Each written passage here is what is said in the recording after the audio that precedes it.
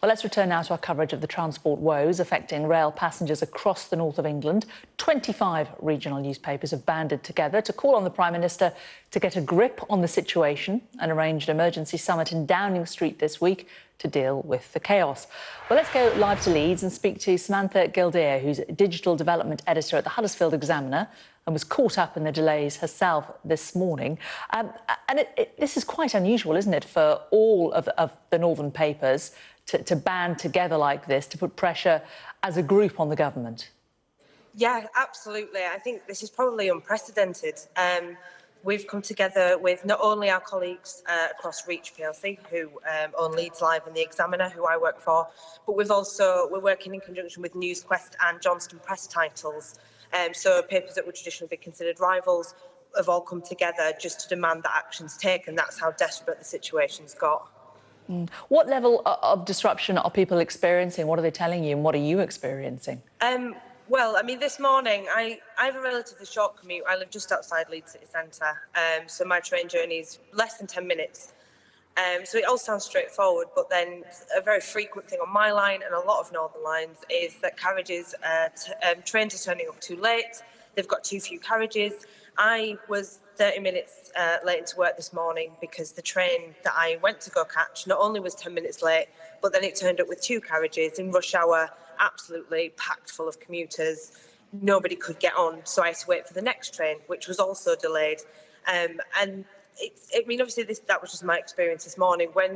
Whenever we mention the trains on Twitter or across our social media, we just get a pouring in of experiences from other people, not only in Leeds but beyond, just sharing the same grievances. The fact that the train that's turned up is too small to fit the passengers on it, that it's delayed, sometimes without any explanation, last-minute cancellations without any explanation. These frustrations just seem to be part of daily life for northern commuters, unfortunately. Where do passengers think the blame lies?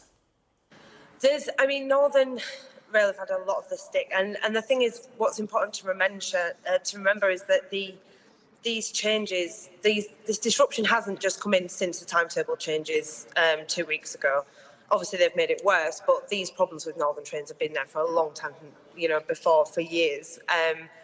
I think there's a lot of frustration with the company. I mean, I know that it's been mentioned by the unions of some of the staff getting abuse on the front line, which obviously is not acceptable, but people feel like they don't know where to turn. The compensation schemes are usually inadequate, really. It will give you a fraction of the ticket price back if you were slightly delayed, but you know, the wait time on that is unclear.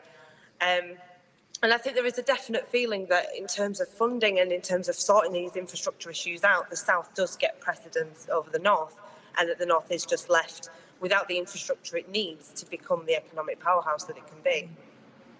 Yeah, I mean, I agree with you in that in some respects, but in other respects, you know, someone who uses the trains down south, I can say those images, we get them as well, enormous overcrowding. You mentioned abuse of workers, and is that something that you've witnessed, that people really are getting fed up now? I mean, thankfully, in Leeds, in my local station, not perhaps as much, which is good, but I've certainly heard passengers' frustration when they've finished a long day at work, they're just trying to get home, and a 2-carriage train pulls in that has nowhere near the capacity needed to get everybody, home. You've got another half an hour, sometimes an hour wait for the next train. There's people travelling with children. I did see a woman struggling to get onto, again, a really crowded train, and I think her child had learning disabilities. He wasn't coping very well with the stress of the situation. And some of the northern staff, as much as they were trying to help, it was like their hands were tied. There was nothing they could do because they can't magically create more space on these trains. I think sometimes you can tell from the staff that they're as frustrated as the passengers, that they're having to work in these conditions, dealing with what they know is an inadequate service. OK. Samantha Gildea, Digital Editor of the Huddersfield Examiner and LeedsLive. Thanks very much. Thank you.